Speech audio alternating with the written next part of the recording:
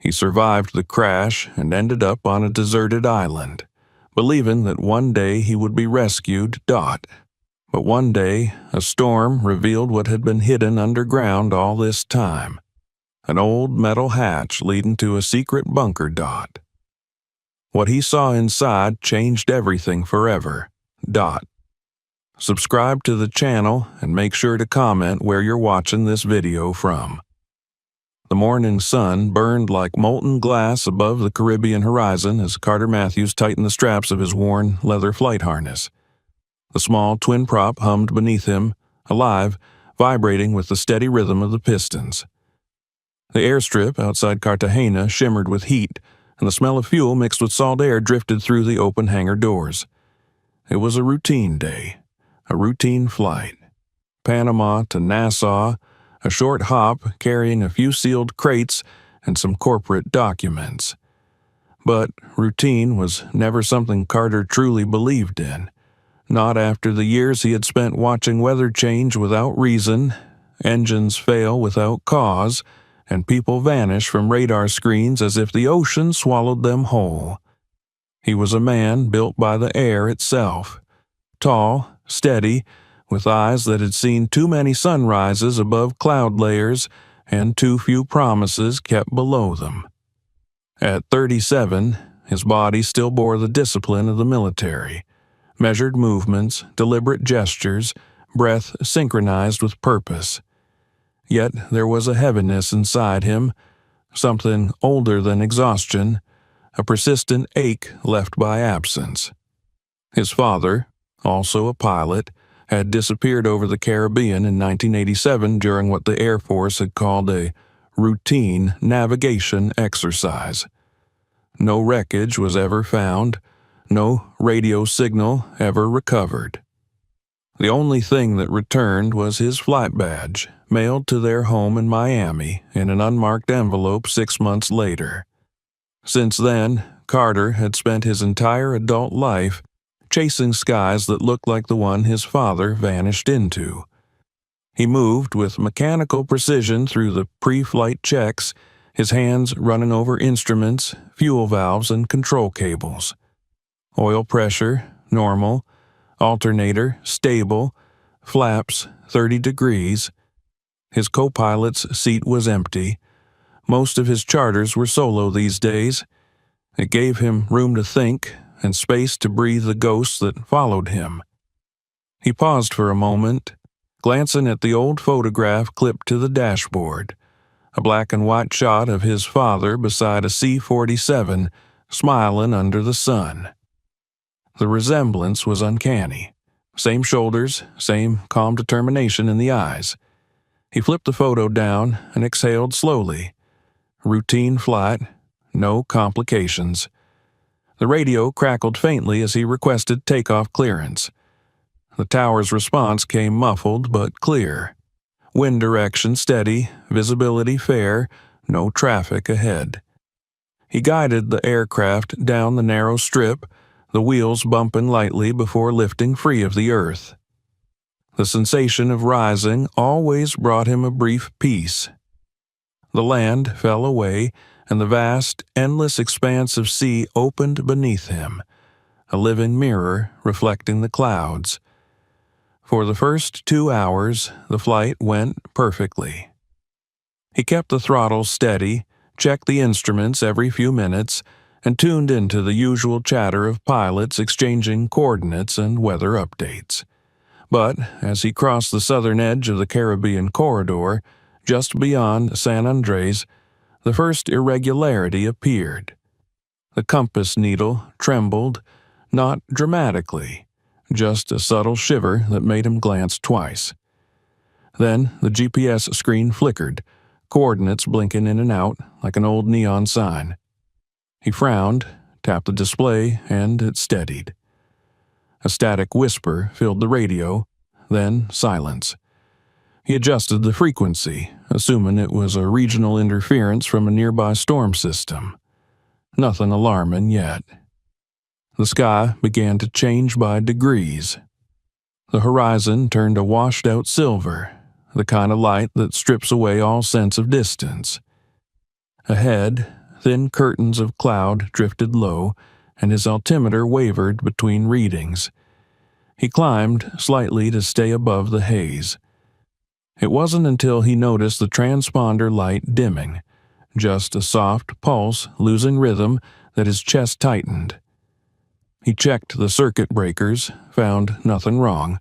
The electrical system hummed fine, yet the signal on the screen faded, like a heartbeat growing weaker. Then it went out entirely. He told himself it was nothing, a malfunction in the transponder's relay. He had seen worse. He took a deep breath, reached for the backup unit, and kept his heading steady. But then the engine coughed, a hollow, dry sound that snapped through the cabin. The propeller sputtered once, caught again, then faltered a second time. His pulse spiked. He scanned the gauges. Fuel pressure normal, oil temperature steady, intake clear. The engine had no reason to fail. And yet it did. The right propeller slowed, the vibration uneven. Carter's training took over. Mixture, full rich, fuel selector both, magnetos on. The motor responded for a moment, surging, then dropped again into silence. The only sound left was wind and the faint metallic creak of the fuselage under strain.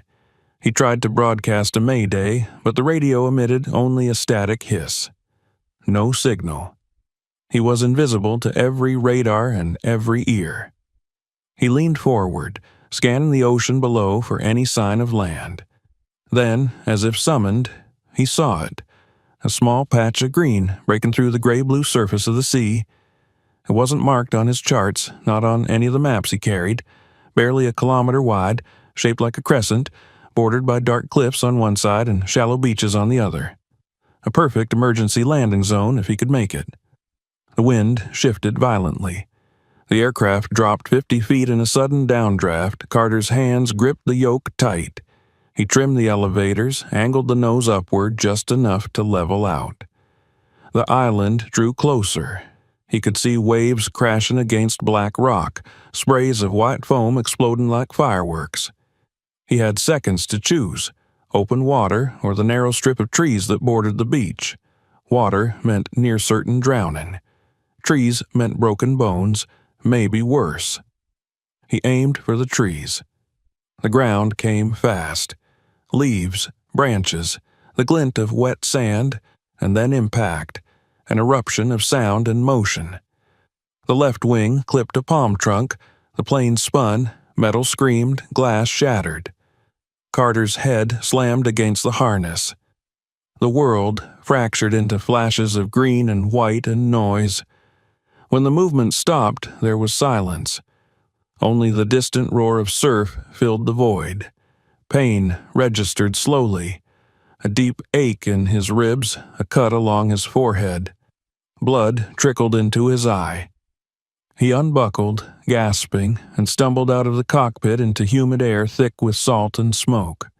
The fuselage was torn open, one wing buried in sand. Flames licked at the engine casing, but the damp breeze stifled them quickly. He dragged out the emergency kit, the radio pack, and what little water he had.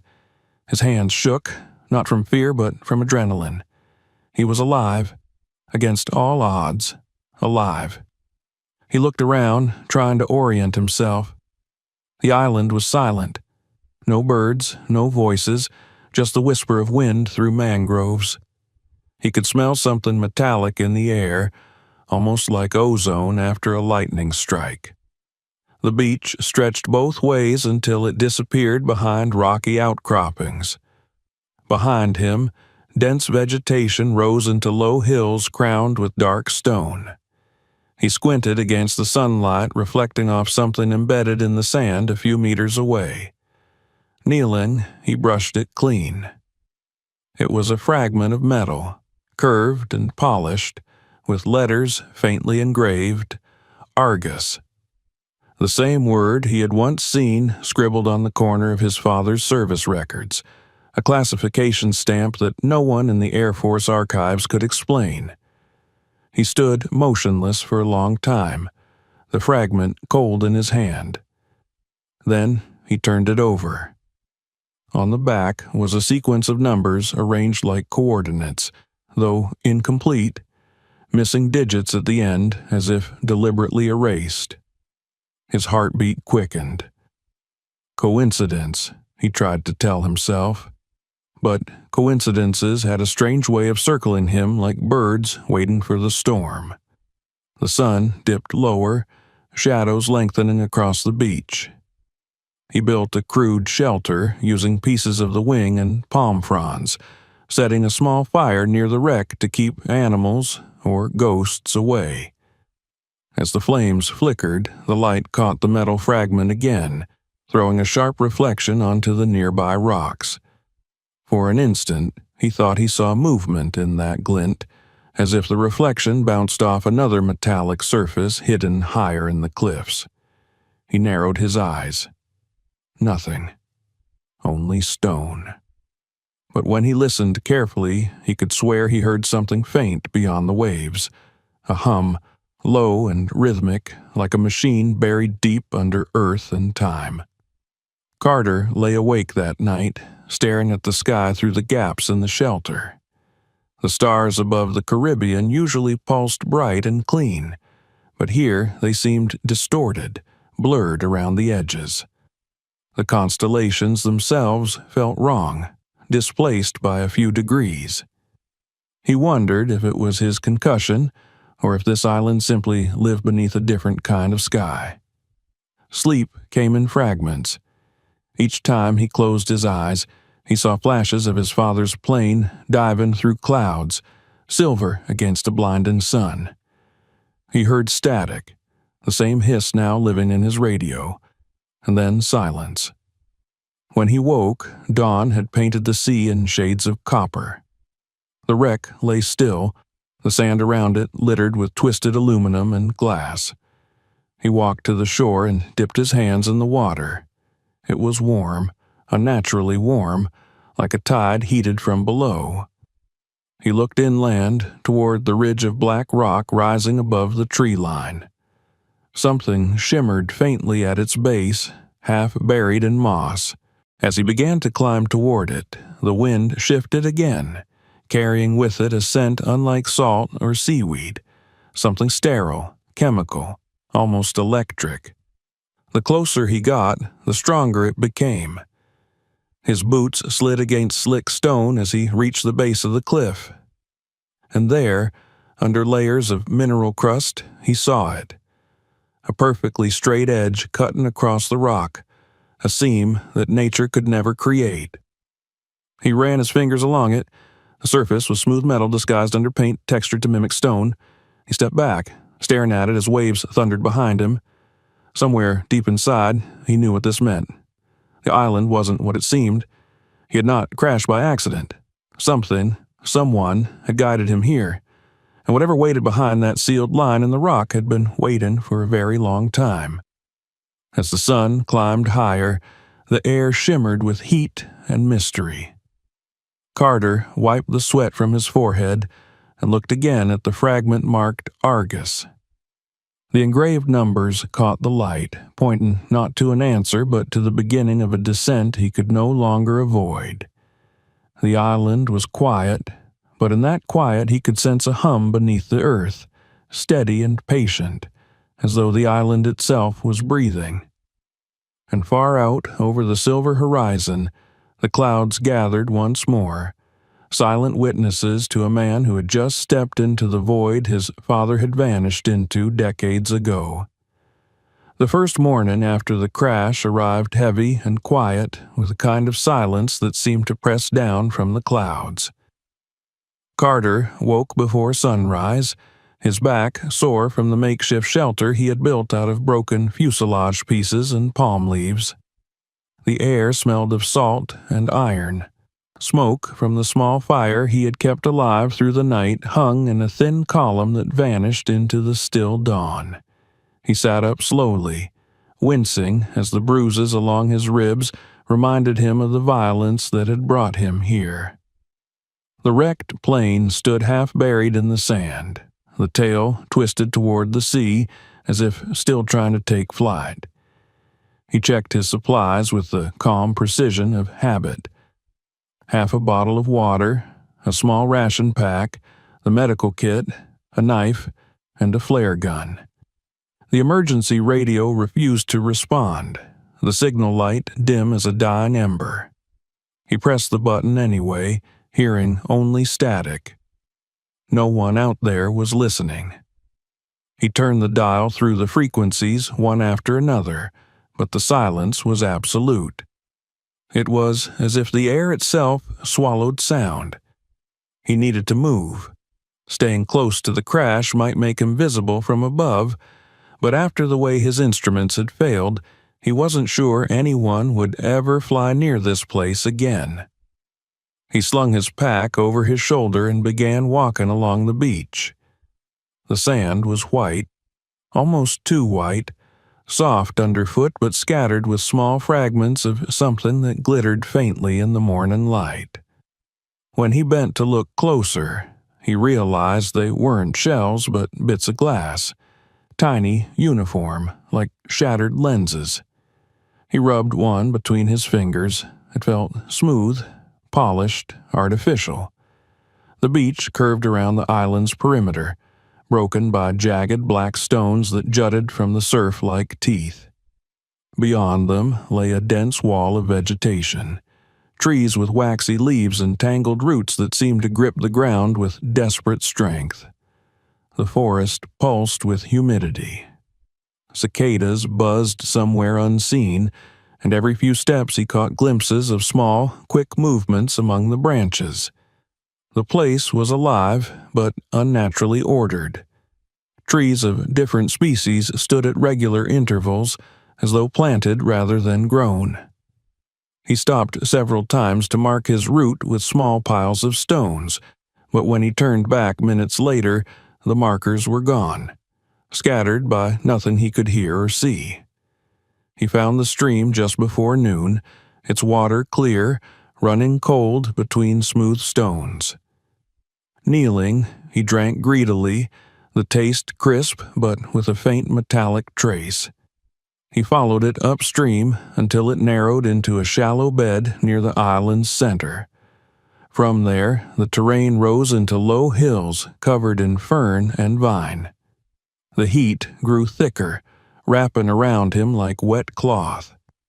He could feel it vibrating from the ground itself, not from the sun above, but from something deeper. He reached a small plateau that overlooked the northern cliffs. From there, he could see almost the entire island, its crescent shape, the white beaches on the south side, the dark rock wall on the north. The forest filled the interior like a carpet of green velvet. No smoke, no buildings, no movement beyond the restless shimmer of heat. The world beyond was endless blue. For a long moment, he just stood there, the wind pressing against his clothes, the hum in his ears deepening. He spent the next hours methodically exploring, his mind returning always to the fragment he had found, the metal plate with the word Argus. He couldn't shake the sense that the name was important. He remembered finding it once before, hidden in his father's declassified documents. It had been stamped on a torn corner of a report marked restricted. At the time, he'd thought it was the name of a radar project or maybe an aircraft system. But now, with that same word lying on an uncharted island beneath a broken sky, it carried a different weight, something ancient and deliberate. By late afternoon, he returned to the beach, gathering driftwood to reinforce his shelter. The light had shifted into a harsh, metallic tone, the horizon blurring where sea met sky. He stopped to study the wreck again. The wings were mangled, the fuselage buckled in the center, but part of the cockpit still clung to life. He climbed inside and checked the instruments once more. Dead. Every gauge flat, every circuit lifeless. The radio emitted a faint hum now. No signal, but not complete silence either, like a frequency hovering just out of reach. He tapped the casing and froze. For a moment, the light flickered back on. A single flash, one brief heartbeat of power. then darkness again. He spent the night reinforcing his shelter and building a larger fire. He thought about writing a message in the sand, but the tide was unpredictable. It rose fast, erasing every mark he made. Around midnight, as the flames burned low, he heard a sound that froze his breath, a low, mechanical whine, faint but steady, coming from the direction of the northern cliffs. He stood completely still, straining to listen. It wasn't the wind. It was rhythmic, pulsing, as if some enormous generator were buried beneath the stone. He waited for it to fade, but it didn't.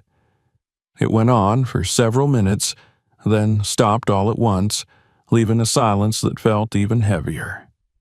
The next day, he decided to move inland, toward the cliffs. He followed the sound's memory, weaving through the dense forest.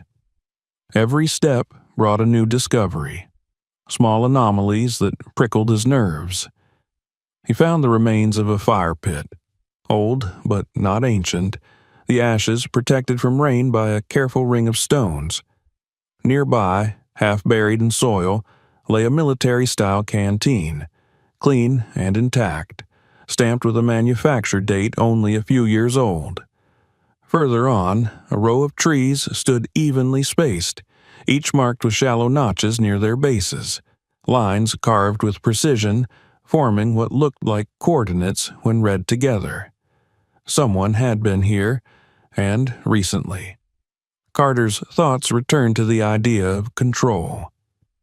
During his years in the service, he had seen islands like this, remote testing sites, experimental stations, forgotten installations left behind by governments that no longer wanted to admit their existence. But those places were usually stripped bare when abandoned. This island, in contrast, seemed tended. The air was too clean, the vegetation too uniform, the very silence engineered. When he reached the base of the cliffs, the sense of design grew stronger. The rock here was a deep, volcanic gray streaked with mineral veins, and the surface felt unnaturally smooth in places, almost polished. He traced his fingers along the stone and found straight lines hidden beneath the growth of moss, edges and corners that did not belong in geology. He began scraping at one with a piece of coral, clearing away the damp layer until the metal underneath gleamed faintly.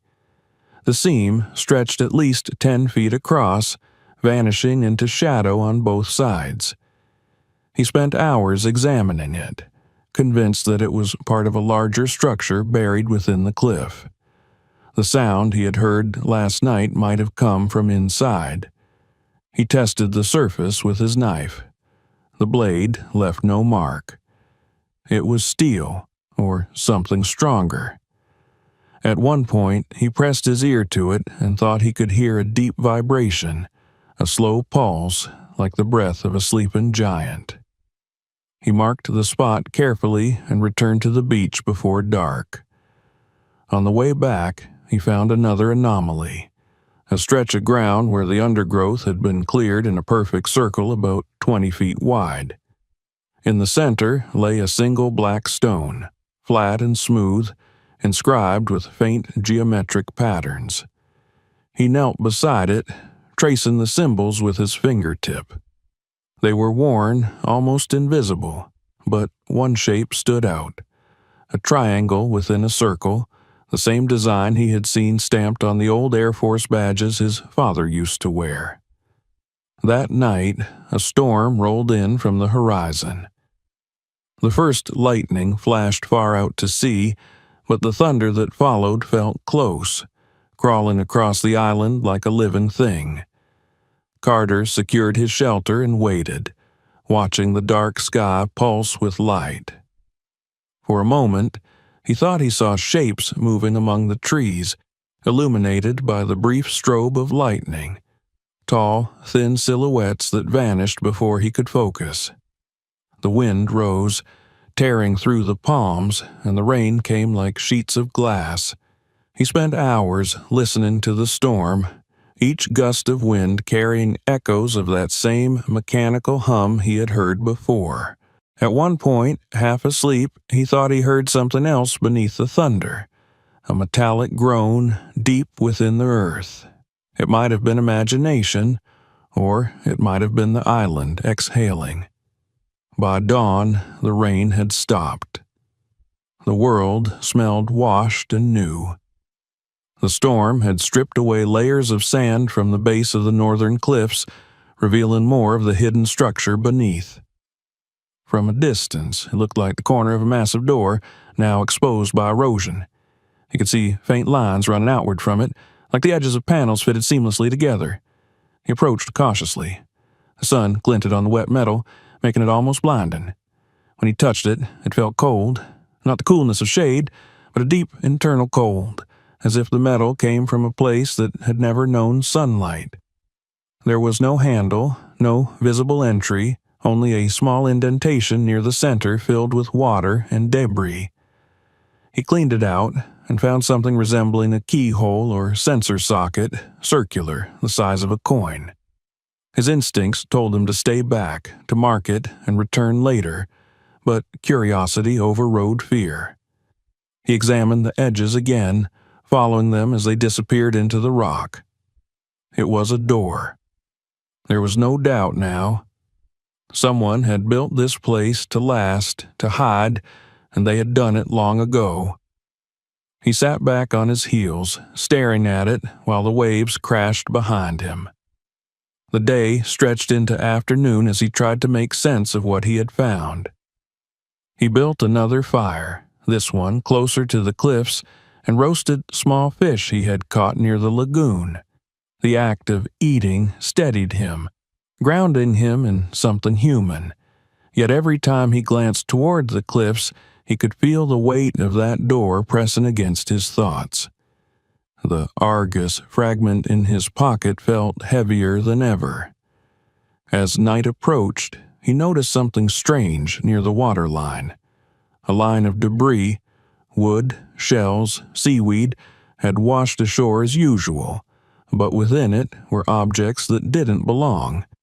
Pieces of plastic packaging marked with dates from recent years, fragments of a metal container stamped "Property of U.S. Government," and a small flashlight whose bulb still faintly glowed when he pressed the switch.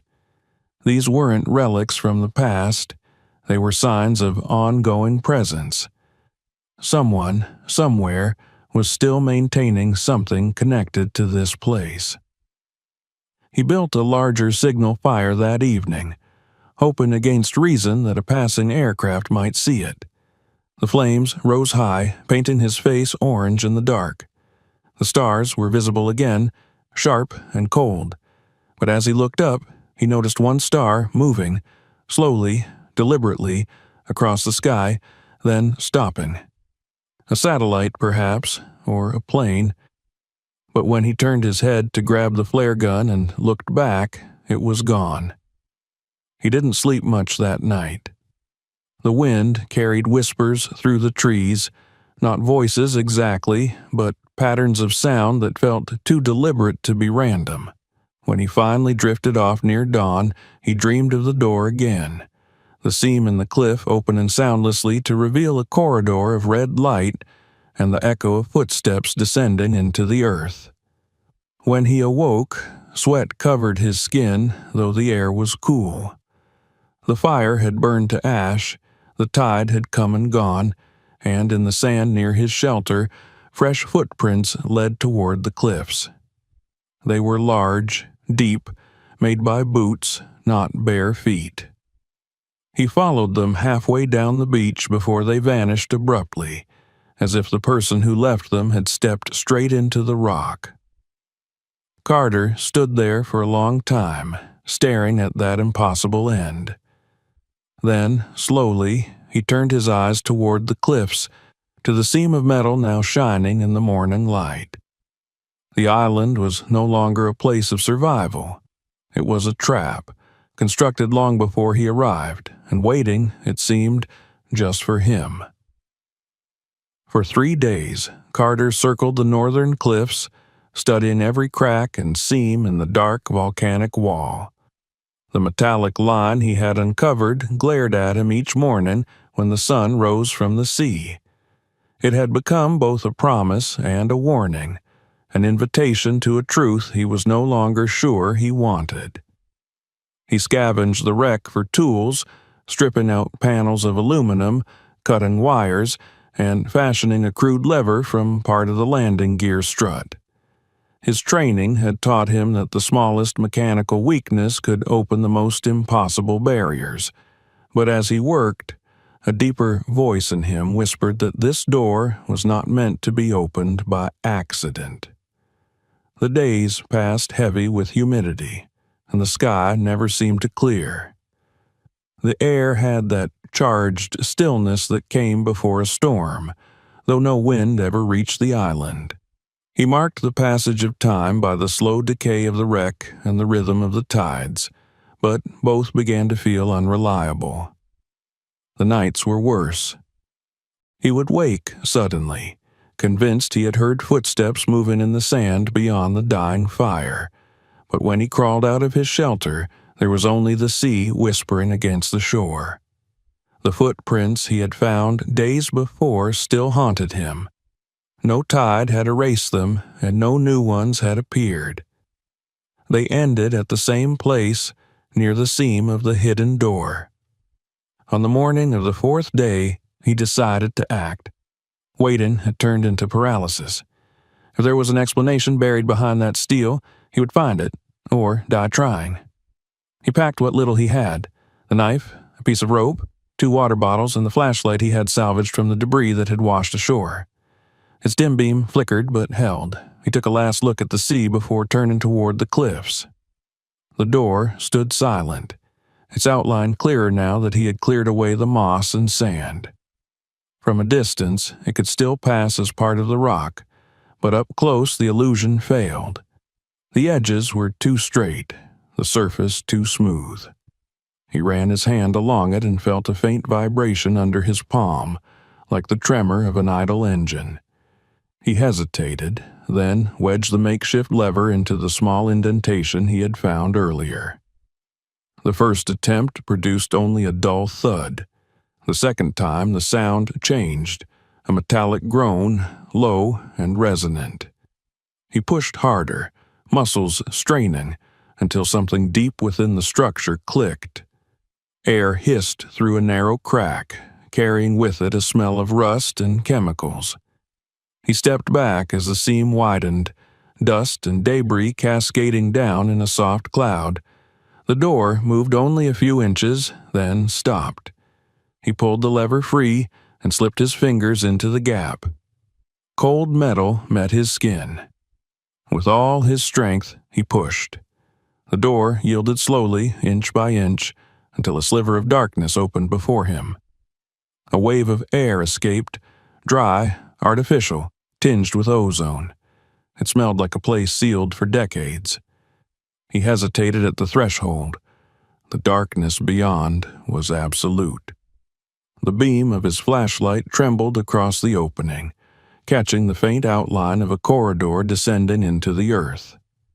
The walls were metal, riveted panels stained with age. On the floor, a thin layer of dust lay undisturbed except for a set of footprints that vanished into the black. They were old, maybe years old, maybe days. There was no way to tell. Carter's heart pounded as he stepped through. The door shut behind him with a soft but final sound, sealing out the world of sunlight and surf. For a moment, panic clawed at him. The air was heavy, and each breath felt like drawing in the weight of time itself.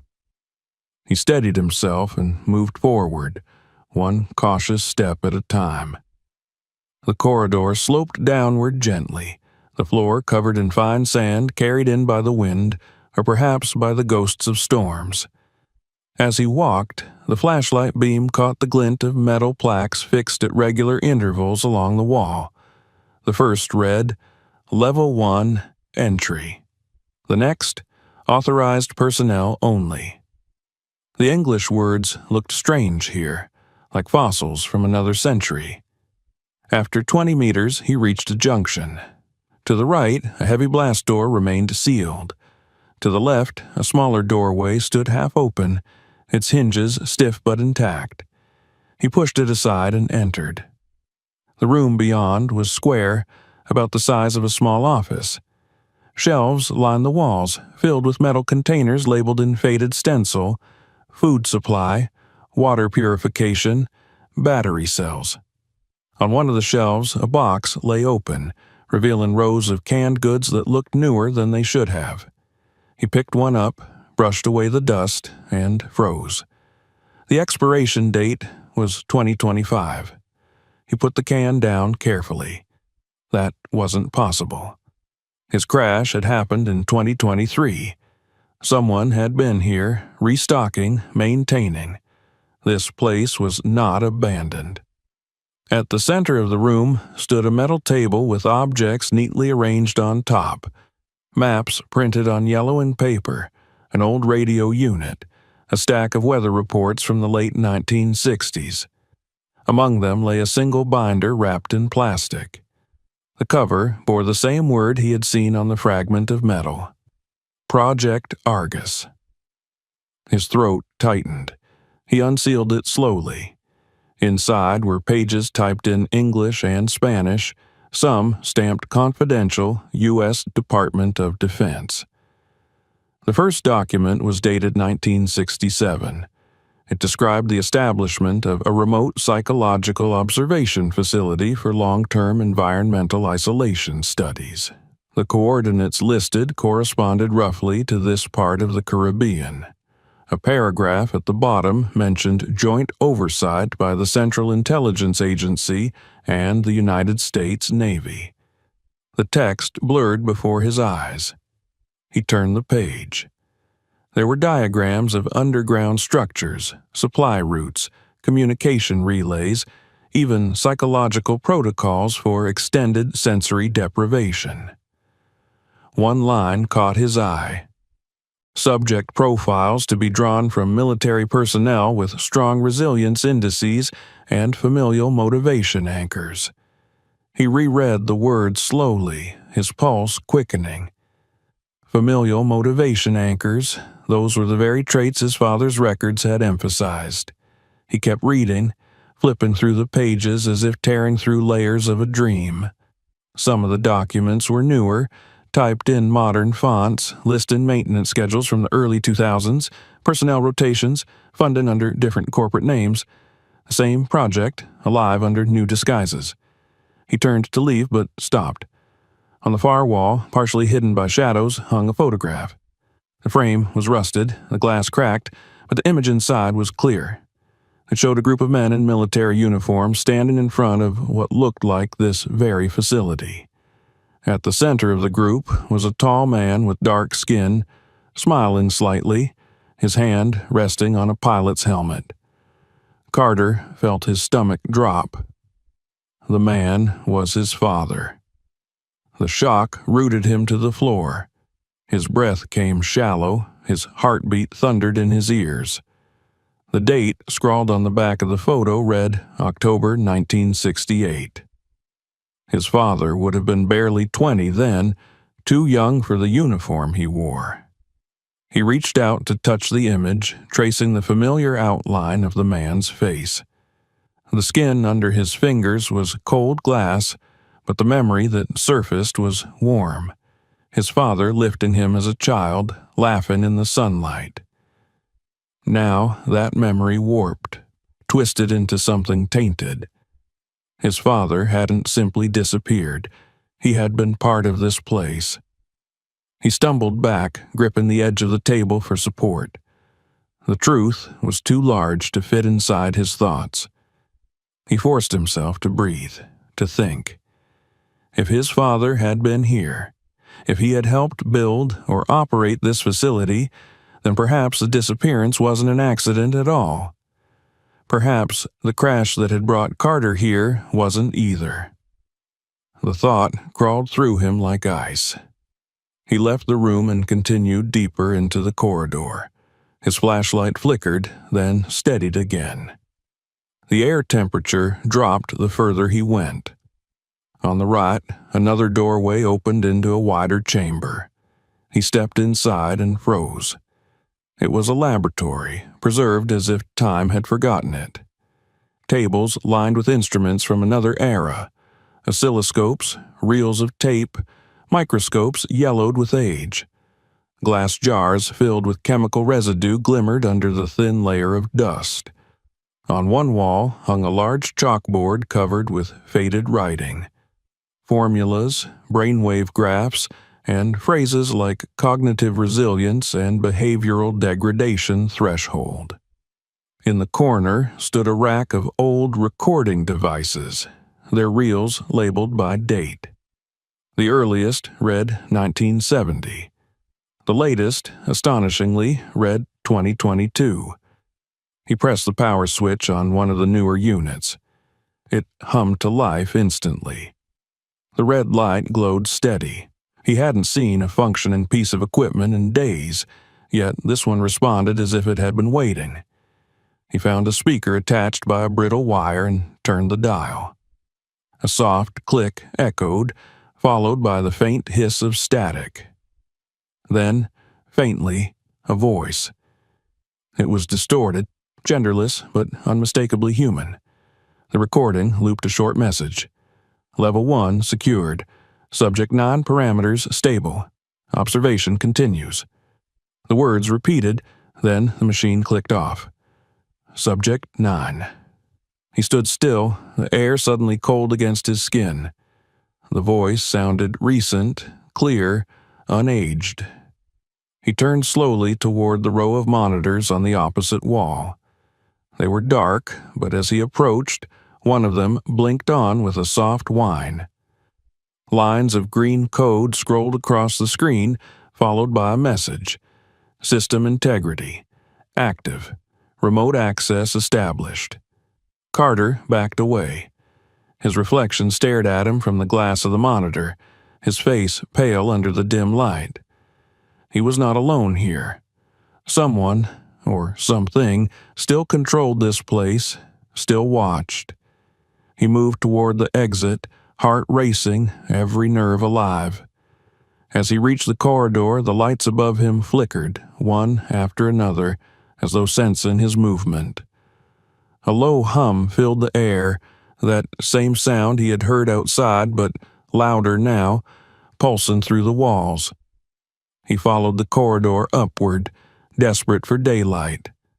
When he reached the first junction, he stopped dead. The door through which he had entered was closing. Slowly, mechanically, the massive slab of steel slid back into place. He ran, the echo of his footsteps drowned by the grinding metal. He reached the gap just in time to wedge his shoulder into the narrowing space.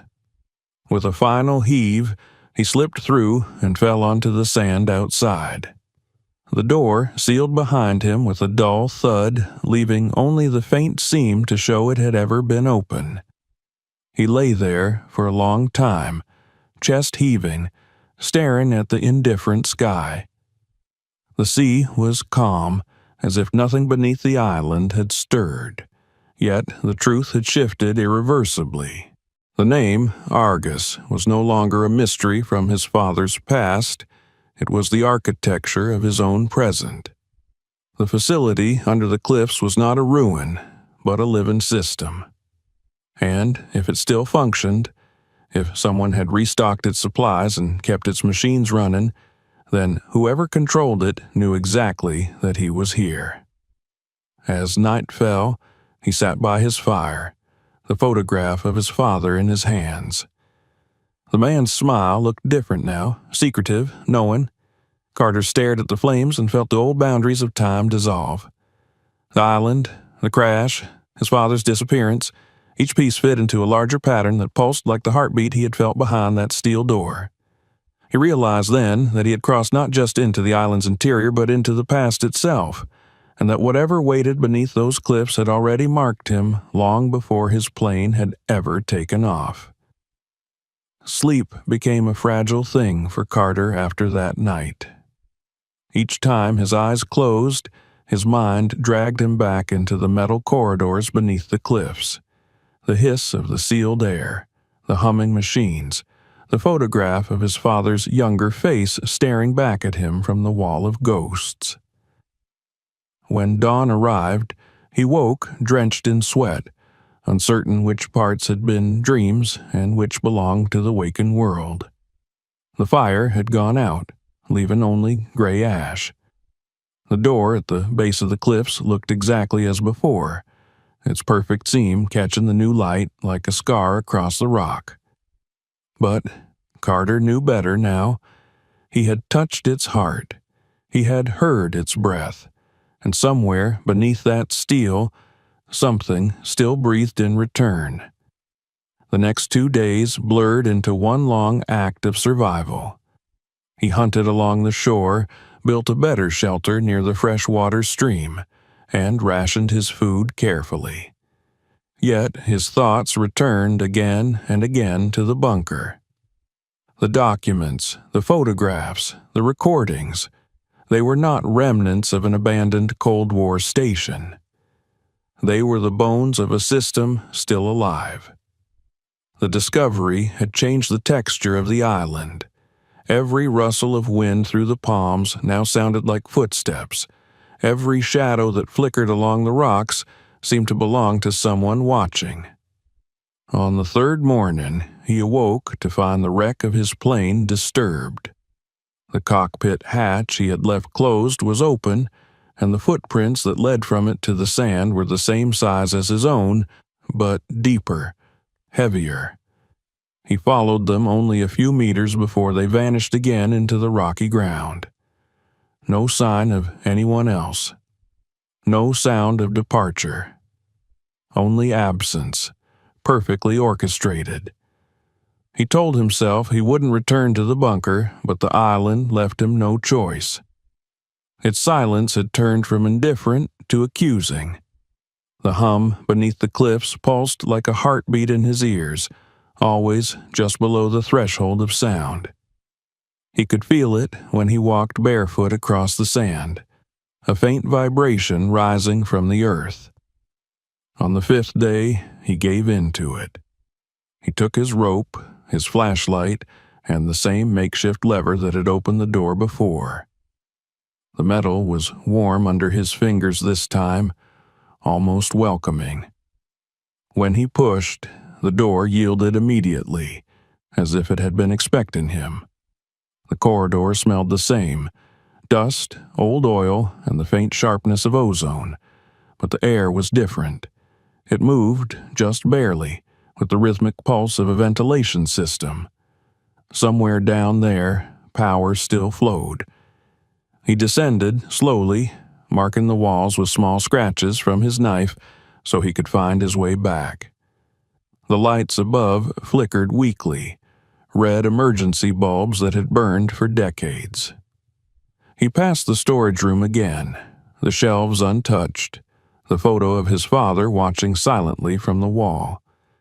In the next corridor, he found a new door slightly ajar. The room beyond was larger, colder. Desks arranged in 2 neat rows faced a wall of dark screens. At the center stood a console with switches and a terminal screen that glowed with faint green light. He approached it cautiously, expecting another dead display, but text shimmered across the glass as he drew near.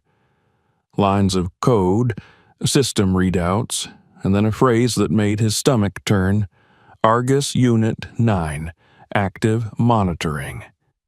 He stared at the words until they blurred. Beneath them, a series of data fields updated in real time: heart rate, stress indicators, sleep cycles, caloric intake. The numbers shifted by fractions of a point, too dynamic to be old. Then he saw the label above the readings: Subject ID C. Matthews. The world tilted. He gripped the console to stay upright. His own body's data scrolled before his eyes, precise down to the minute. Every heartbeat, every breath recorded. The island hadn't simply watched him since the crash, it had been watching long before. sensors buried in the sand, cameras disguised as stones, satellites overhead. It didn't matter. The result was the same. He had become the latest experiment in a program that should have died half a century ago. He forced himself to keep reading. Another window on the screen listed archived profiles, names, dates, durations, 9 subjects in total. The first entry began in 1969, the last in 2015. The list ended with his name and the date of his crash. The file path beside it read Observation Cycle, Ongoing. Beneath that, another message flickered, Observer override locked, remote access required. Whoever was running this place was still out there, somewhere beyond the horizon. He turned away from the screen, bile rising in his throat. On the far wall hung another map of the Caribbean, this one marked with red circles around several small islands. One was his. The others stretched in a line eastward, each labeled with an alphanumeric code. Argus wasn't one bunker, it was a network, scattered across the sea. At the bottom of the map, a handwritten note in faded ink read, Surveillance Field Continuity Permanent. He searched the desks for more documents and found folders stuffed with technical reports. Each was stamped CIA Behavioral Division, Psychological Operations Branch. The pages detailed test parameters for long-term isolation in controlled natural environments. Charts measured degradation of cognitive function over years of confinement. The cold, clinical language turned survival into experiment. He read until the words lost meaning. Subject conditioning, external interference, simulated rescue attempts. That last term stopped him. He flipped through the accompanying photographs. Grainy images showed other islands, other men, pilots, soldiers, engineers, standing beside wrecked aircraft and small fires on beaches. The captions read like entries in a scientific log. Subject 3 refuses to abandon site after 18 months. Subject 5 displays adaptive resilience. Subject 6 deceased following intervention phase. Each man looked unaware of the camera trained on him. Carter's vision blurred. His own memories replayed with horrifying clarity. The plane's sudden failure, the bottles with the future dates washing up on shore, the footprints in the sand. None of it had been coincidence. It had all been stimulus, data points in a design he had never agreed to. The crash, the isolation, even his father's disappearance. It was all connected. Argus didn't study accidents. It created them. He staggered back from the desk and nearly knocked over a metal stool. The noise echoed down the corridor. For a moment, he stood frozen, listening. Then, from somewhere deeper in the complex, a soft, mechanical sound stirred. Not the hum of the vents, not the buzz of old machinery. A rhythmic tapping, measured and deliberate. He turned off his flashlight and waited. The sound grew louder, closer, like footsteps on metal. Then it stopped. Silence again. He held his breath for nearly a minute before switching the light back on. The corridor behind him was empty. He forced himself to move. Panic would kill him faster than whatever still lived here. In the next room, he found rows of metal cabinets filled with files, each drawer labeled by year. Many were empty, their contents removed, but a few still held papers too fragile to touch. He sifted through them until a single folder caught his eye. The label read, Personnel, Operative Cabrera, Thomas, Active, 1980-1985. The name struck him like lightning. Cabrera, the same surname he had seen scrawled on the corner of one of the older logs. The same man mentioned in his father's letters as a trusted friend. Inside the folder were performance reports and medical evaluations. The last page carried a single line typed in bold. Subject promoted to field operative following successful containment of Subject 04. Below it, handwritten in red ink, was a later addition, Deserter. Attempted contact with Subject 09. Neutralized per protocol, Subject 09. His father. The paper trembled in his hands. The room seemed to shrink around him. His father had not vanished in an accident. He had tried to escape, to stop this, and they had killed him for it. Or worse, they had folded him back into the experiment until he ceased to be human at all. He shoved the papers back into the drawer and closed it quietly. There was nothing left to find here except ghosts. He retraced his steps through the corridor, back toward the main entry. As he neared the exit, the hum of the bunker deepened, a low, throbbing sound that made the floor vibrate under his boots. A red light blinked above the door. Then, suddenly, the same disembodied voice he had heard before filled the corridor. System integrity active. Subject observation resumed. The words repeated twice before cutting off. Carter didn't wait to hear them again. He sprinted toward the open door and stumbled into the daylight, gasping as if the sky itself had been withheld from him. The sun felt harsh and unreal on his skin. The sea stretched calm and silver to the horizon, indifferent to his discovery. He walked until his legs gave out, collapsing near the wreck of his plane. For hours he lay there, staring up at the sky, the wind tugging gently at his clothes. The patterns of clouds shifted overhead, forming shapes that reminded him of the faces in the photographs, the subjects, the watchers, his father. The line between them blurred until he no longer knew which he was. When darkness fell, he lit another fire and watched the flames struggle against the breeze. The photo of his father lay beside him, creased and smudged from his hands. He studied it under the flickering light, searching for clues he had missed before. At the bottom corner, he noticed faint writing that he had overlooked. 3 numbers, barely visible. 07-19-87. A date. The day his father's plane disappeared, and beneath it, another line, almost erased, Argus Unit 9. He felt the weight of the island pressing down on him, the realization that his father had stood in this same place decades earlier, perhaps opening the same door, hearing the same voice. The experiment had never ended.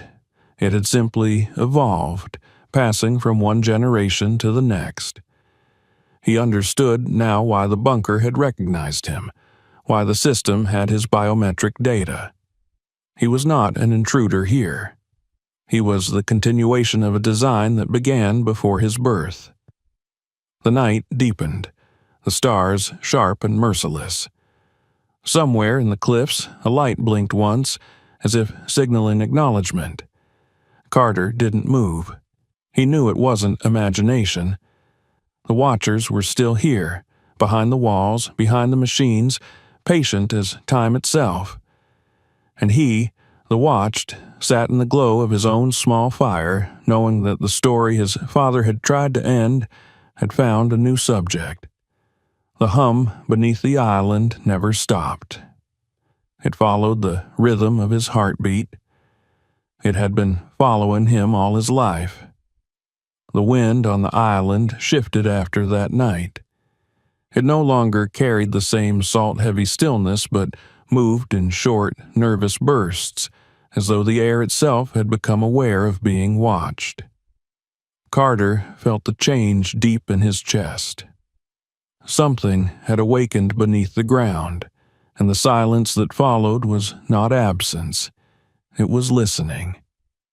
He tried to ignore the sensation as he rebuilt his fire near dawn, but every flicker of flame seemed to echo back from the cliffs, like eyes reflecting light in the dark. He told himself he needed to think clearly, to act with the precision of the pilot he had once been, but clarity felt like a luxury now. The island was no longer a place. It was an organism, a system that breathed with him, through him. He returned to the bunker at first light. The decision was not bravery. It was inevitability. The revelation of the previous night had left him hollow but resolute. His father's death, the list of subjects, the data on the monitors, everything pointed toward a truth so large it could no longer remain buried. The world had to know. If Argus still existed beyond these cliffs, if others were trapped in its mirrored experiments, then silence made him complicit. He refused to be another subject who vanished into a logbook. The door opened as easily as before, as though the system recognized his intent. The hum of the generator pulsed beneath his boots, steady, confident. Lights flickered on in sequence down the corridor, guiding his steps like runway markers. The air inside felt colder, cleaner, almost sterile. It occurred to him that the bunker might be partially automated, running on deep cycle power cells that had been replaced periodically by remote drones or ships. Whoever operated this network had thought of everything. He walked back into the control room where his vital signs had been displayed on the monitor. The screen was still alive, lines of code scrolling slowly upward. His data streamed there. Heart rate, oxygen levels, temperature, continuing to update in real time. But now new text appeared beneath the graphs. External channel available. He stared at it, pulse quickening. It was the first sign of communication he had seen since the crash. The machine seemed to be offering him a way out, or perhaps another test. Either way, he couldn't ignore it. He sat before the console, hands trembling as he traced the worn keys of the keyboard. Most of the letters were faded, and the surface of the metal was cold. He typed a single word. "Hello?" The cursor blinked for several seconds before the reply appeared, stark and emotionless. "Identify?" He hesitated, then typed, "Carter Matthews, civilian pilot, crashed on the island 4 weeks ago." Another pause, then identity confirmed. Subject 10. He pushed back from the console as though struck. The numbering had advanced since his father. He was the next iteration, the next variable in a formula that had been running for decades. He stared at the screen, rage and disbelief battling inside him. "Who are you?" he typed. The response came instantly. Argus Operational Control, remote node active. Then, before he could reply, another line appeared. Observation compromised. Containment initiated. The words vanished, replaced by a loading bar. Somewhere deep in the bunker, machinery stirred. A heavy clang echoed down the corridor, followed by the slow grind of metal shifting against metal. He knew that sound, the sound of doors closing, containment. They were sealing him in. He ran, flashlight in hand, retracing his steps toward the exit. But when he reached the main passage, the outer door had already begun to slide shut. He threw his shoulder into it, straining against the weight. For a moment, it resisted, then stopped halfway, jammed by sand or corrosion. He slipped through the gap, scraping his side against the edge, and stumbled into the blinding daylight. Behind him, the door sealed with a final thud. The hum beneath the island deepened, the vibration crawling up through the soles of his boots. He didn't stop running until he reached the safety of the beach. There, he collapsed onto the sand, panting, the sunlight too bright after the bunker's artificial gloom. The waves broke calmly, as though nothing had changed, but the island had begun to tremble with the slow pulse of machines waking. He knew he couldn't stay much longer.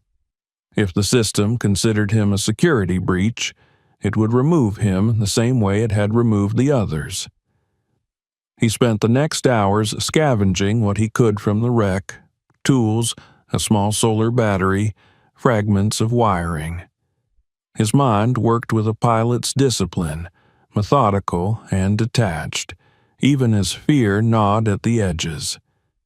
He needed to send a signal strong enough to reach beyond the island's interference, something the Argus network couldn't immediately block. The emergency beacon built into his plane had burned out in the crash, but the transmitter unit still existed, buried deep inside the wreckage. He pried it free, its casing warped but intact. Setting up the rig took most of the afternoon. He carried it to the highest point on the island, a jagged ridge overlooking the cliffs. From there, he could see the endless horizon of the sea and the faint curvature of the earth. He mounted the antenna using a length of aluminum tubing and connected it to the salvaged solar cell. The wind tugged at the cables as he tightened them, whispering through the rusted holes in the metal. When he powered it up, the small indicator light blinked red, then amber. It was alive. He adjusted the frequency dial manually, cycling through emergency channels. Static filled the air, then a faint pulse of sound. He held his breath, tuning until the pulse became a steady rhythm. It wasn't a rescue beacon. It was the island's signal, the same frequency that had jammed his equipment before. Argus used it to mask transmissions, to create silence. He would have to fight it. He recalibrated the transmitter, narrowing the bandwidth and amplifying the output through the battery's surge. The light flickered, then steadied into green. He spoke into the microphone, voice rough from disuse. "This is Carter Matthews, civilian pilot, registration number N741JL. I have crash-landed on an uncharted island approximately 200 nautical miles south of Jamaica. The island contains a Cold War-era facility identified as Project Argus. The site is active. Repeat, the site is active. They are still here. Someone has to—" The line cut into static. He adjusted the dial again. "Find this place. Record everything. Tell them it never ended." He repeated the message 3 times, then switched to an automated loop. Each repetition drained more power from the battery, but he kept it running until the light dimmed. He wasn't sure if anyone could hear him, or if the signal would be swallowed by the Argus interference, but it didn't matter. The truth was out there now, somewhere in the invisible corridors of the airwaves. As dusk fell, the transmitter flickered and died. He sat beside it, staring out at the sea. For the first time since the crash, he felt something close to calm. He had broken the silence. Even if no one heard, even if the system erased every trace he had spoken. He thought of his father, of the photograph and the inscription beneath it. Maybe the man had tried the same thing once, sending a message into the void, hoping someone would listen. The calm didn't last. When the first stars appeared, a light glowed briefly near the horizon, a pinpoint that moved against the darkness. He watched it grow larger, brighter, until he could make out the rhythmic flash of navigation lights. A plane or a drone, rescue or containment. He couldn't tell. His pulse quickened. He backed away from the ridge and made his way down to the beach, keeping to the shadows. The sound of rotors reached him faintly, a deep thrum that vibrated through the sand. The aircraft passed overhead, slow and deliberate, sweeping the island with a pale beam of light. He froze under a cluster of palms as it moved across the wreck and lingered there for several seconds. Then the beam shifted toward the cliffs. The door of the bunker gleamed briefly under the light, and the aircraft hovered, engines idling. Something small dropped from its underside, a black capsule trailing a line of smoke, and then it turned and flew off into the distance. The capsule hit the ground near the cliffs with a muffled thud. No explosion followed, only the faint hiss of gas escaping. Within minutes, a thin mist spread across the rocks, glowing faintly in the moonlight. Carter covered his mouth with his sleeve, retreating into the forest. The smell reached him even there. Acrid, synthetic, designed to cleanse. They weren't coming to rescue him. They were sterilizing the site. By dawn, the mist had dissipated, leaving behind a silence deeper than before. Birds had vanished. Even the insects were quiet. The air tasted of ash. He approached the cliffs cautiously, holding his breath as he neared the bunker. The metal door was streaked with residue, but otherwise unchanged. When he touched it, it was warm again, faintly vibrating. The system had survived whatever the gas was. Argus was still alive. He sat on the sand, exhausted. The transmitter lay dead on the ridge, the battery drained, but he didn't regret using it. Somewhere, someone might have caught the signal, a sliver of truth carried across the static. Maybe they would dismiss it as interference. Maybe they would trace it. Either way, it existed now. He opened his pack and pulled out a small waterproof case he had scavenged from the wreck. Inside were copies of the documents and photographs he had found in the bunker, proof of what lay beneath the island. He sealed the case again and walked to the northern end of the beach, where the cliffs split into a narrow gorge. There, he found a deep crevice hidden among the rocks. He wedged the case inside, wrapping it in layers of fabric and marking the spot with a symbol he scratched into the stone. A small triangle within a circle, the same emblem he had seen on his father's photo. If he didn't survive, someone might find it one day. If not, it would wait, just as the island had waited for him. The sun rose higher, burning away the last traces of mist. He sat watching it climb, his mind strangely clear. He knew the system would respond soon. Perhaps it already had, but for the first time, he wasn't afraid. The silence that surrounded him felt less like prison walls and more like the pause before an answer. He had done what his father could not. He had spoken to the world. Far out over the sea, a faint echo of engines stirred again, growing louder as it approached. He stood, staring into the horizon, wondering whether it was friend or enemy, rescue or erasure. The sound grew until it filled the air, vibrating through his bones. And as the shadow of the aircraft stretched across the beach toward him, Carter felt a strange peace settle over him, a certainty that whatever came next would not be the end, but the continuation of the message now carried by wind and static, a signal no machine could ever silence completely. The sound came first, a low mechanical hum that rolled across the horizon and deepened into a steady vibration that made the ground tremble beneath his feet. Carter raised his eyes to the sky, squinting into the glare of morning light, until the shape appeared against the blue. A helicopter, dark and angular, moving with the precision of a predator. It descended slowly, blades scattering salt mist from the sea. He stood motionless, caught between dread and hope, every instinct telling him to run, yet rooted to the spot by exhaustion and the faint, impossible wish that maybe someone had heard his message. The aircraft circled once, scanning the island with a steady beam of white light. When it settled onto the beach, the noise was deafening, the wind lashing his clothes and sending sand stinging across his face. Two figures emerged, silhouettes against the whirling blades. They moved with military discipline, their steps synchronized, their heads shielded by dark helmets that reflected the sun. No insignias, no visible rank. Carter's heart pounded.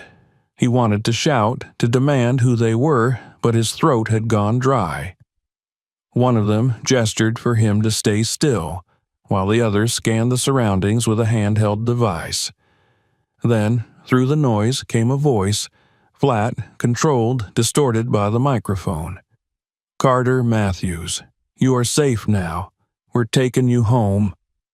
The words hung in the air, hollow as an echo.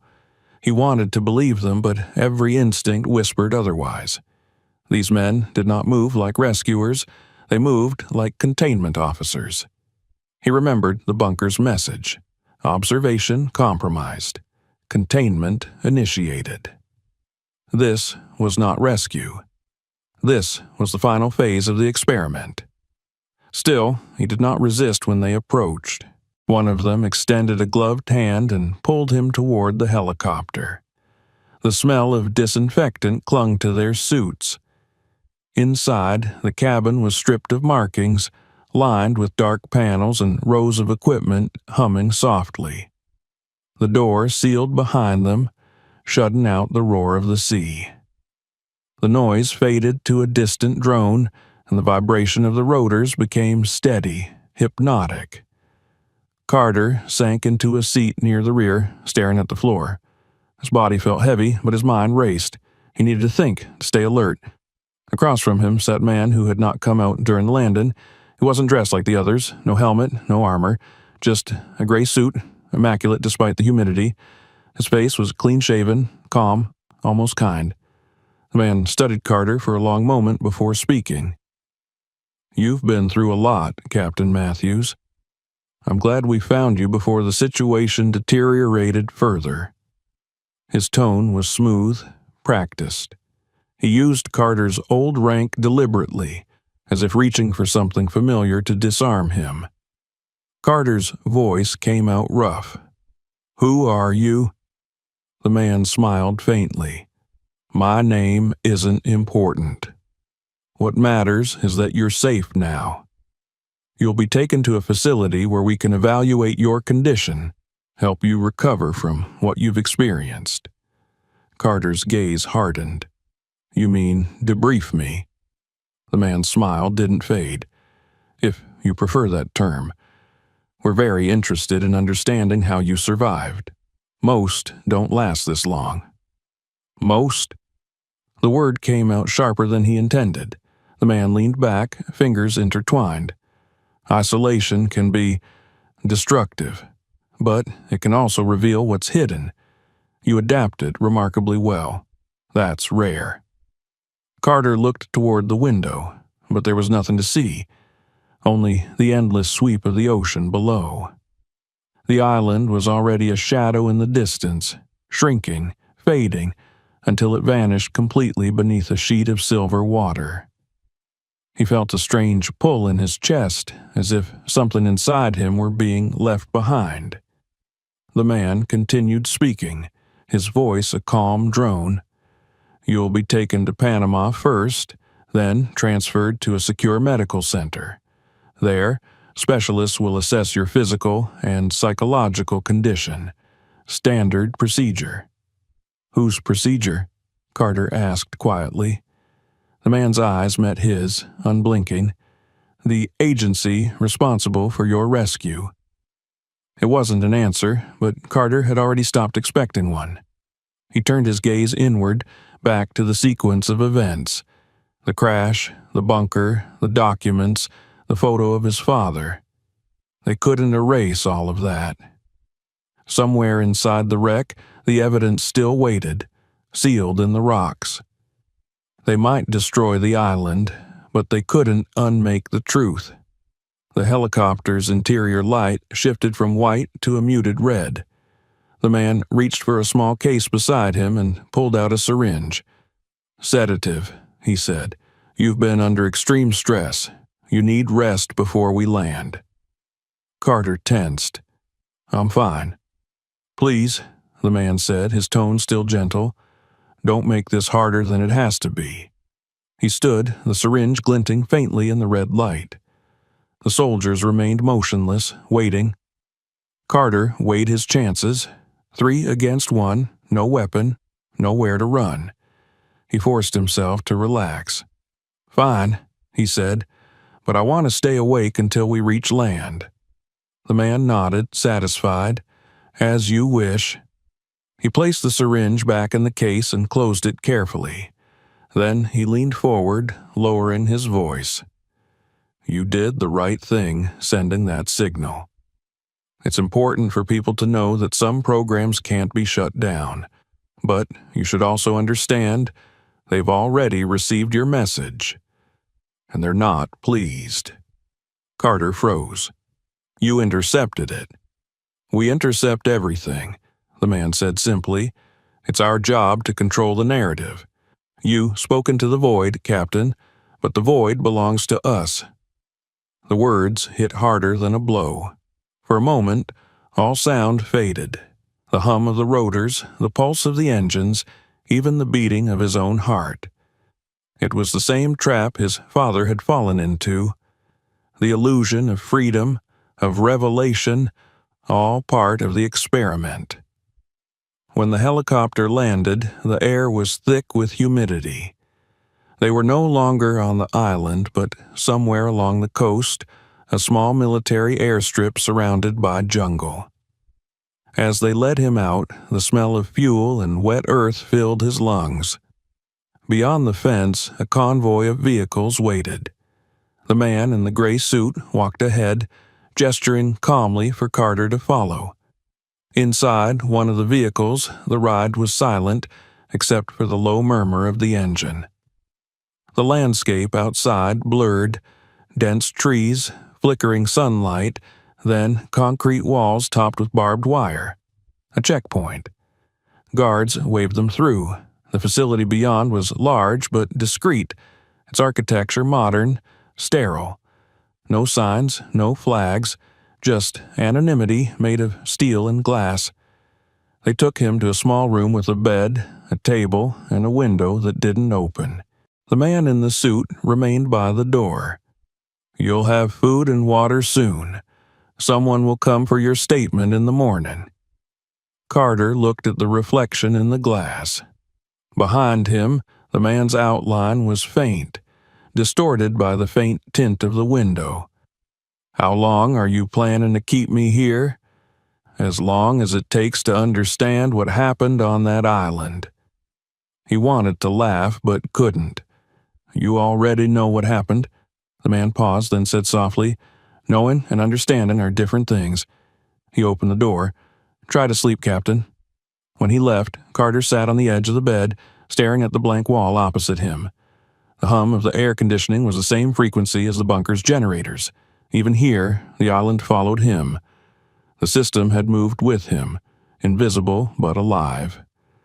That night, he dreamed of his father, not as he remembered him, but as he had seen him in the photograph, young, proud, standing in front of the Argus insignia. The man in the dream reached out a hand but said nothing. Behind him, the sea churned like liquid mercury. When Carter woke, his heart was racing. The room was dark except for the faint glow of a red light on the wall. For a moment, he thought it was an emergency indicator.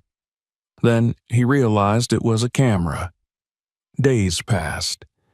He was questioned by men and women who introduced themselves only by their first names. They asked about the crash, about how he had survived, about the facility. He told them fragments, enough to appear cooperative, but not enough to reveal everything. He kept the details of the hidden drive, the case in the rocks, to himself. Trust was impossible here. At night, he could hear faint noises through the vents, voices, footsteps, the distant thrum of generators.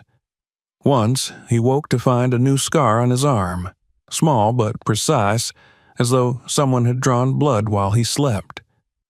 He began marking days on the wall with the edge of a coin he'd found under the bed, but after a while, he stopped. Time no longer meant anything.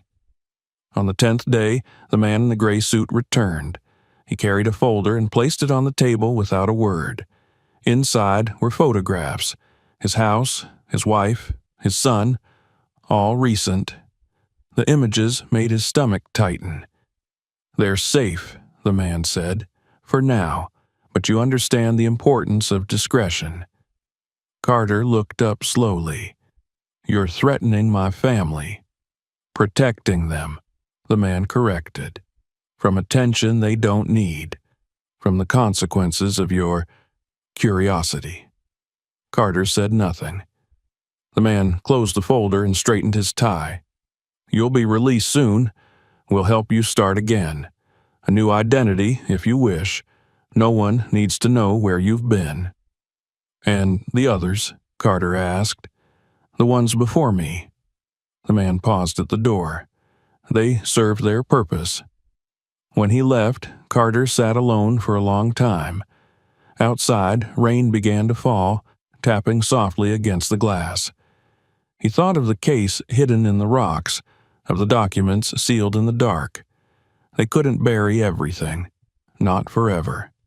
He had seen the pattern once and could see it again. There were always cracks, always traces. A week later, they let him go. No fanfare, no escort, just a flight back to the mainland and a warning not to talk to anyone. At the airport, he saw them before he saw his family. A man in a dark suit near the exit, another by the cafe pretending to read a newspaper. Their presence was quiet but unmistakable. The watchers had simply changed uniforms. Lucia met him at the gate.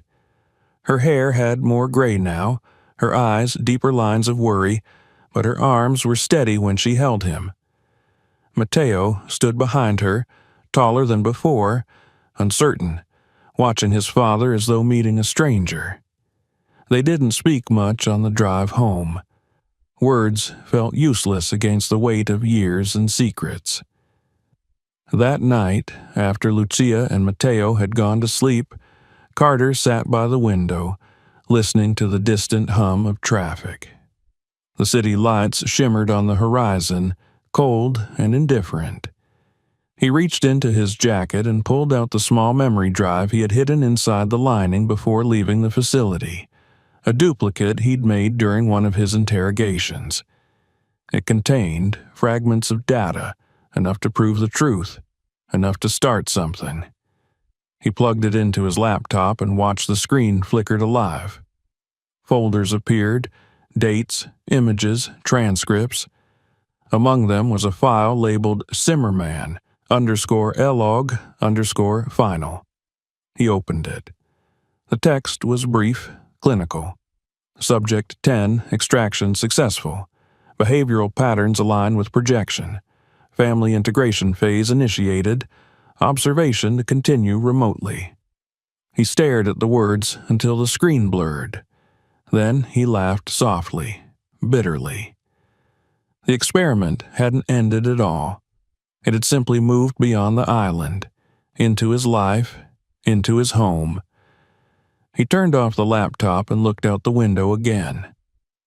Across the street, a car idled with its lights off.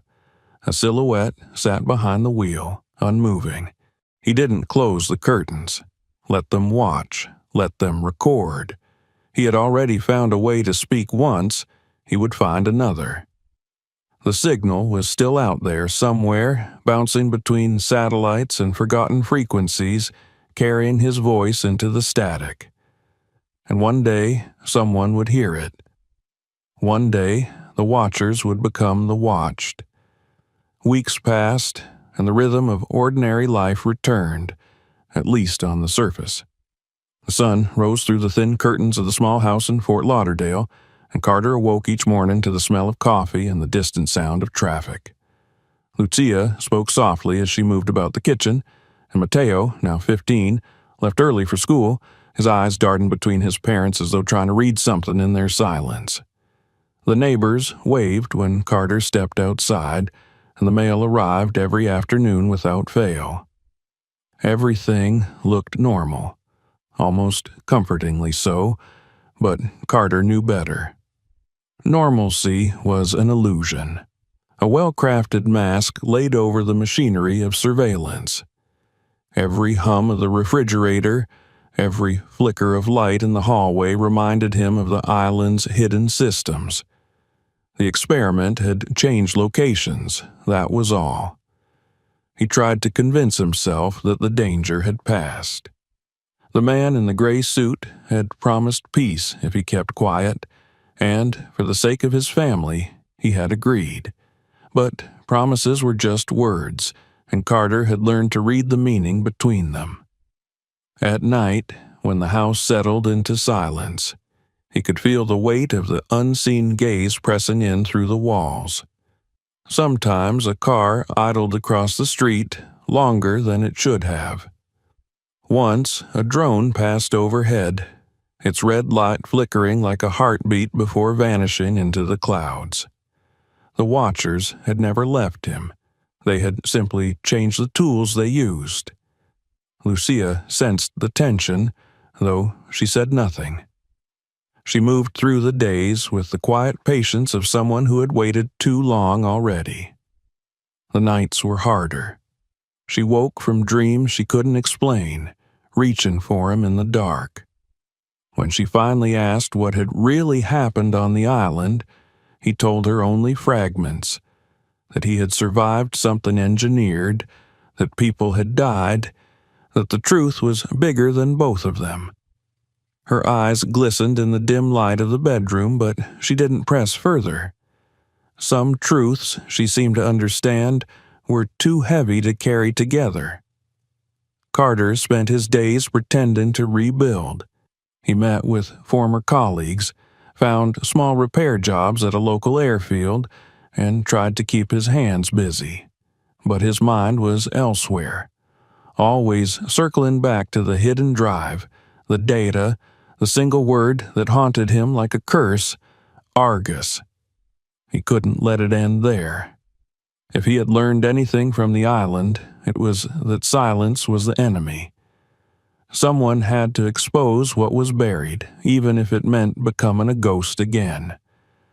Late one night, after Lucia and Mateo had gone to sleep, he sat at his desk with the memory drive. He had already decrypted part of it, enough to know it contained not only his own data, but logs from other subjects. There were files marked Unit 7, Unit 11, Unit 12, each with names, dates, and coordinates. The scale was staggering. Dozens of islands scattered across the oceans, each a living laboratory. The logs were meticulous. Behavioral observations, health statistics, psychological notes, all written in the same cold, bureaucratic tone. But what stopped his breath were the more recent entries. Projects conducted long after the Cold War had ended, financed not by governments, but by corporations and private contractors. Argus had evolved into something even more insidious. He printed several pages, hiding them between the walls of his garage. The noise of the printer seemed deafening in the quiet house. When the ink ran out, he felt a flicker of panic, irrational but powerful, as though even the machine knew what he was doing. He turned off the lights, waiting for the sound of footsteps that didn't come. Outside, the street was empty, the night still. Only when he exhaled did he realize he'd been holding his breath for nearly a minute. The next morning, a letter arrived with no return address. The envelope was plain, the handwriting unfamiliar. Inside was a single photograph, him and his family, taken from across the street. On the back, in clean, typed letters, were 4 words: "Don't make the same mistake." He burned it in the sink, watching the image curl and blacken, but the warning lingered in his mind like a splinter. He should have stopped. He knew it. Yet every attempt to bury the truth only drove him deeper into it. He began visiting the public library, using their computers instead of his own. He sent encrypted emails under false names to journalists, attaching fragments of the data and offering to meet anonymously. Weeks passed without response.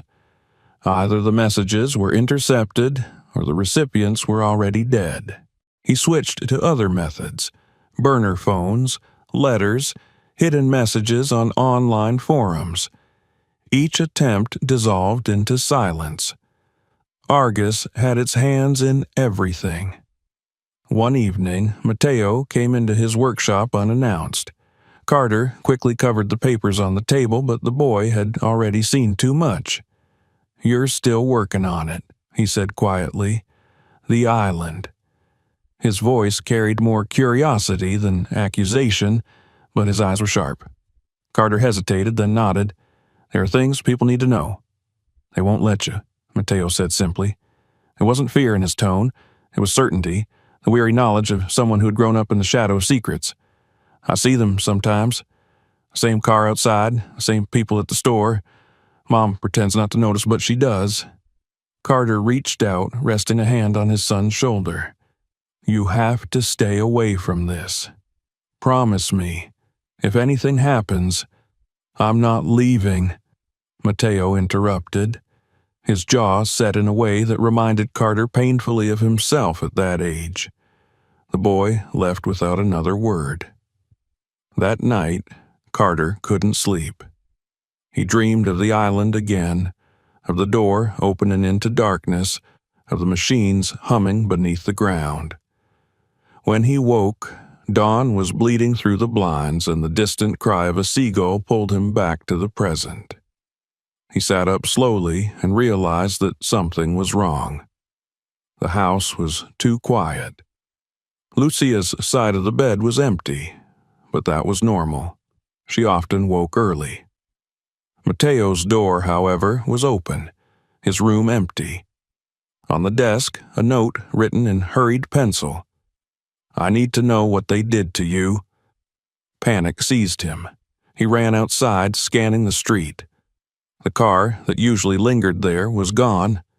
He checked the garage, the tools, the secret compartment in the wall, all untouched. Then he noticed the laptop still on the table, its screen glowing faintly. A message window was open, a chat log displaying lines of text between Mateo and an unknown contact.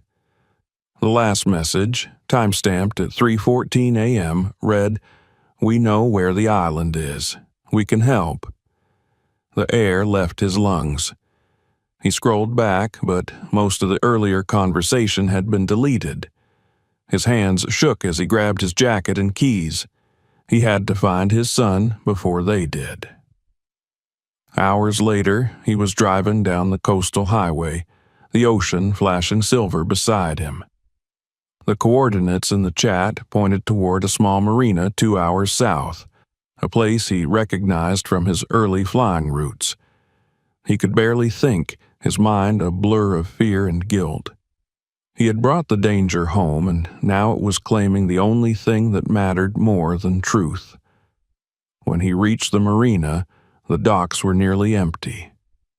Fishing boats swayed gently in the water, and the smell of diesel hung heavy in the air. He searched each pier, calling Mateo's name, but only the gulls answered. Then, at the far end of the dock, he saw it. A small motorboat, engine running, untethered and drifting slowly away from the pier. On its deck sat a backpack and a folded note weighed down by a wrench. Carter ran, jumping into the boat and pulling it back with the rope. The note was short, written in Mateo's handwriting. "I'm with them. They said they can prove everything. I'll bring back the truth." Beneath the message was a symbol, a triangle inside a circle. His father's mark. He stood there, the paper trembling in his hands as realization spread like ice through his veins. Mateo hadn't been taken. He had gone willingly, drawn by the same need for answers that had consumed his father and now him. The circle had closed again. Argus didn't need to hunt them. It only had to wait. By the time he started the boat, the trail was already fading. The water stretched endless and indifferent, mirroring the pale morning sky. He pushed the throttle, guiding the vessel toward the open sea. Somewhere out there lay the island, or what remained of it. Maybe it had been erased from maps. Maybe it had been rebuilt. He didn't know, but he could feel it, the way one feels a phantom limb. As hours passed, the coastline vanished behind him. Clouds gathered on the horizon, heavy and gray. The sea darkened, the wind rising. He thought of the chain of fathers and sons bound by secrets, of experiments stretching across generations. Argus had always been more than a project. It was an idea, a belief that humanity could be studied, shaped, controlled, and every time someone tried to destroy it, it adapted, moved forward, wearing a new face. By evening, the storm broke. Rain hammered the deck, and waves slammed against the hull. He gripped the wheel, vision blurred by salt and water. Lightning flashed, and for a split second he saw something ahead, a faint silhouette rising from the sea. An island, or what looked like one. He pushed forward, the engine straining against the current. When he finally reached the shallows, he jumped into the water, dragging the boat to shore. The beach was narrow, scattered with dark stones. The sky above burned with the last light of the dying storm. He took a step forward and froze. In the sand lay a rusted metal plate, half buried by the tide. The letters were almost unreadable, but he traced them with his fingers until the name emerged, Argus Unit 11. His heart stopped. This wasn't his island. It was another, one of the many. The project had spread further than he could ever have imagined, and somewhere, perhaps on another shore, his son was walking into the same trap, guided by promises of truth. Carter sank to his knees, rain washing over him. The sea roared behind him like a vast machine, endless and ancient. He understood now that the experiment had no boundaries, no end. It lived in the watchers and the watched, in the need to uncover and the fear of being seen. Argus was the mirror humanity kept building for itself, a reflection it could neither face nor destroy. He looked once more toward the horizon, where lightning flickered faintly in the clouds and whispered his son's name into the wind. The ocean swallowed the sound. Then he rose, eyes fixed on the jungle that waited beyond the beach. Somewhere inside those trees, machines were still humming, and the legacy of silence continued. He took a deep breath and stepped forward, knowing that the only way to end it was to enter it once more, to become, willingly this time, the final subject. If you were captivated by this story, make sure you subscribe so you don't miss what comes next. We have more unbelievable true-style stories waiting for you, each one more shocking than the last dot. Click subscribe. Turn on notifications and watch the next video right now to uncover the rest of the mystery dot. And don't forget to share this video with your friends. Let's see how many of them can handle the truth behind what really happened.